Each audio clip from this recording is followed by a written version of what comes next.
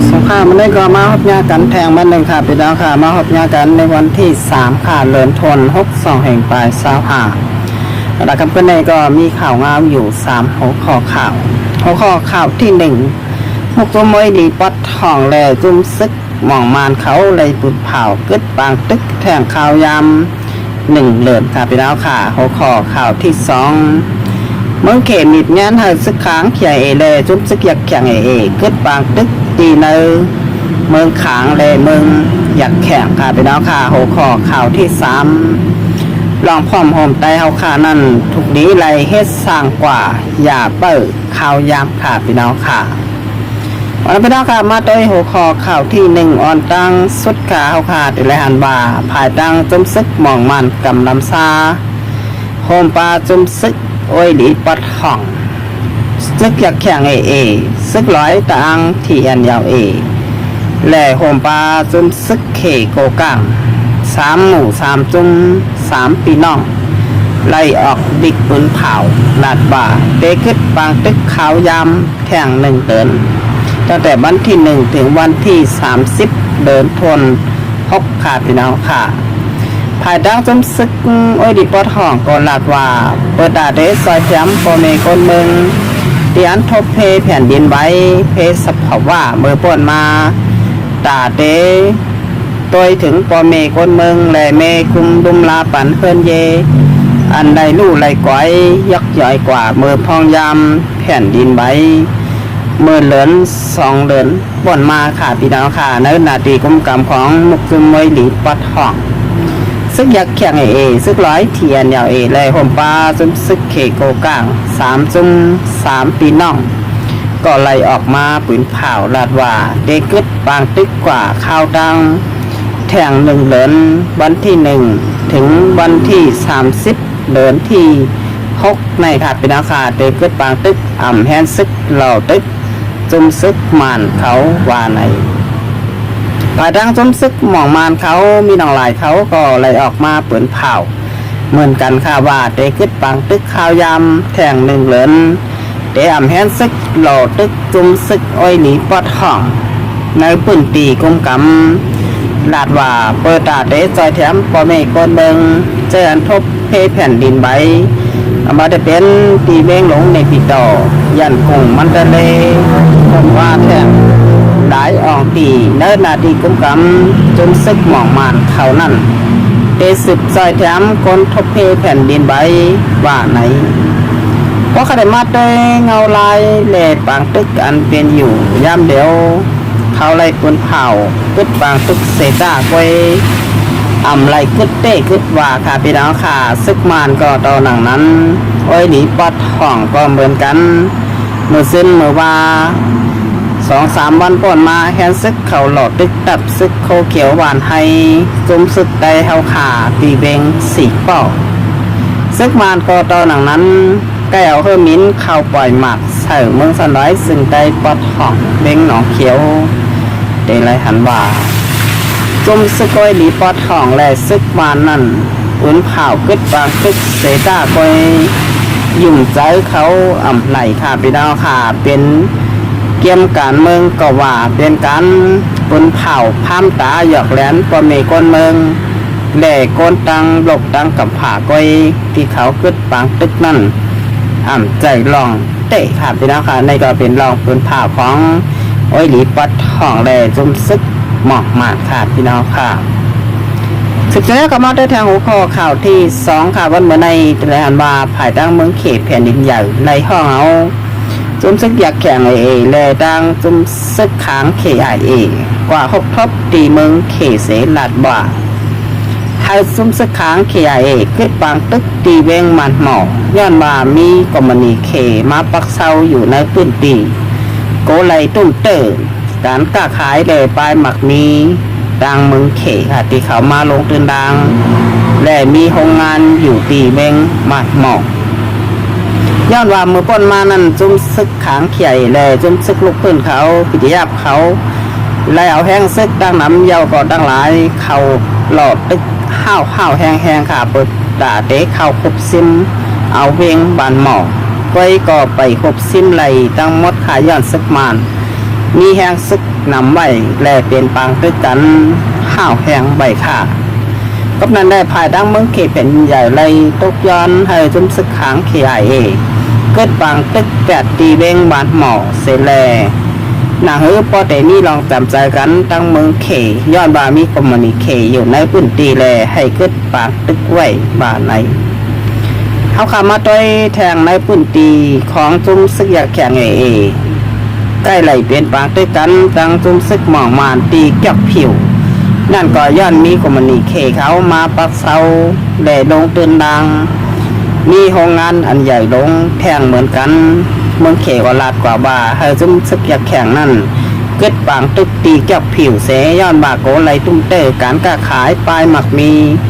โรงงานของเมืองเขเตียนปักเสาอยู่ในปืนตีจะไรหันบาตีแล้วมีก็มันนีเขอำนั้นมีโรงงานเมืองเขมาปักเสาไว้นั่นเมืองเขเขาเตะอ่ำปันเตอแหล่อ่ำปันย่าลาย่านเมืองเขมันก็อ่ำไข่ยาหมากลงดึงใส่โรงงานมันสังเป็นปางตึกใหญ่ลงโรงงานก็จางเตะลูกไว้ยักย่อยกว่าไรกับนันในภายตั้งเมืองเขแผ่นดินใหญ่มันลักแหลมเต้ๆค่ะพี่น้องค่ะหันเย้าข่าวว่าทีไรมีโรงงานมันมาลงเป็นรางเอาไว้มันเตรียมเป็นปางตึกค่ะพี่น้องค่ะกับนันแดมันไหลตกย้อนสองตับซึกเข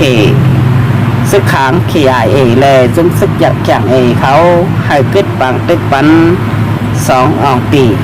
เบ้งมันหมอกเมืองขางเลยตีเกี่ยวผิวเมือง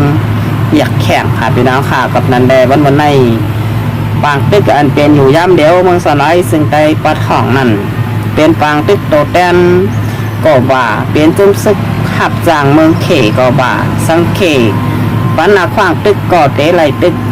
เขเจ้าเกิดก่อเตะไหลกึดค่ะพี่น้องค่ะสังอ่ำกึดไหนเมืองเขแผ่นดินใหญ่เตะติกอึดเกกหลานอ่ำปันเขาซื้อเขานำตั้งกินคือยิบกองกลางหมักมือเส้นยามก็อ่ำขายปันเมืองเขนั่นเตะติกอึดเส้นทางการค้าขายแหล่ปลายหมักมีแหล่การซื้อเขาซื้อนำเขาโกเต้ๆขายย้อนในไอเขาเส้นในเมืองเขไหลกำจิกเขาไว้ยาวเมืองเขจะกึดก่อกาไหลกึดเมืองเขจะตึกก่อกาไหลตึกกะนานก้อยเหมือนเป็นตึกบันเมืองเขก้อยขาพี่น้องขาในก็เป็นเงาลายสองตับซึกอ้อยหลีปอทองซึกขางเขียแหล่จุ่มซึกหยักแข่งเอ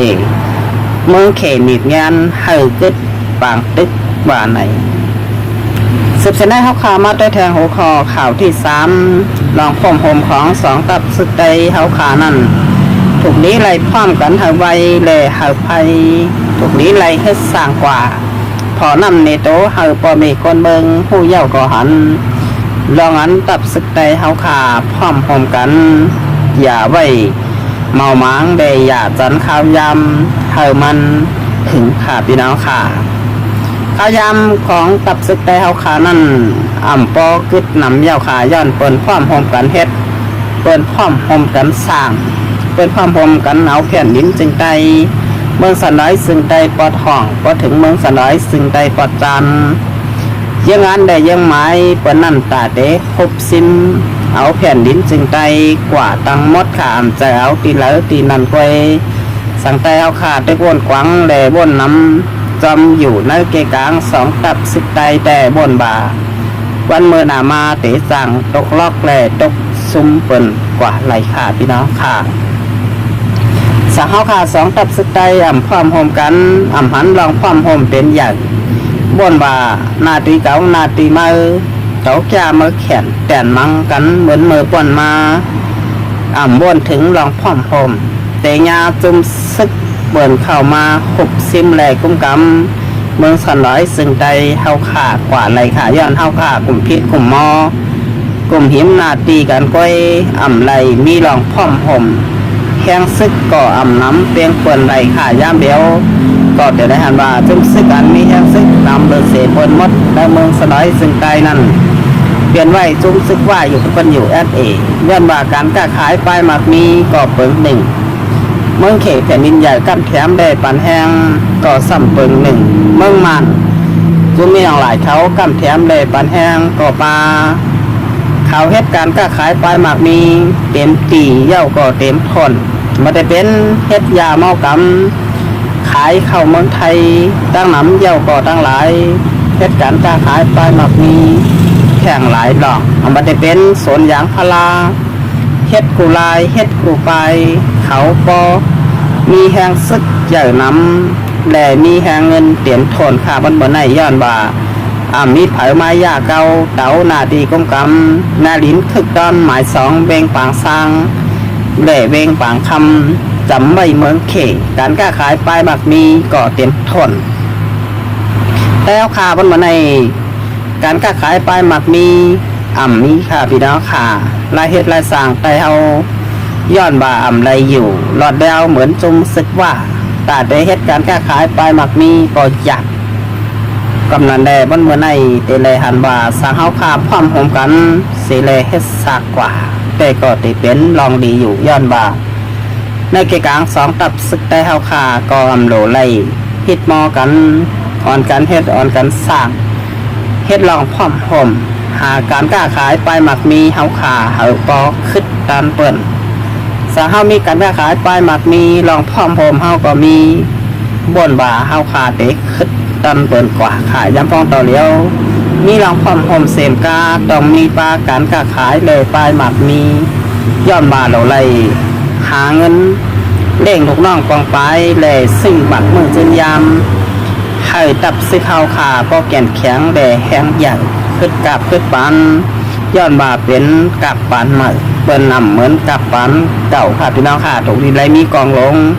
อันยื้อไหลไกลไกลเสแลพุดยื้อผู้เขียนเฮอปอโกค่ะพี่น้องค่ะแล้วพอต่อเดียวในเดี๋ยวเลยหันว่าสองตับสุดได้เฮาค่ะ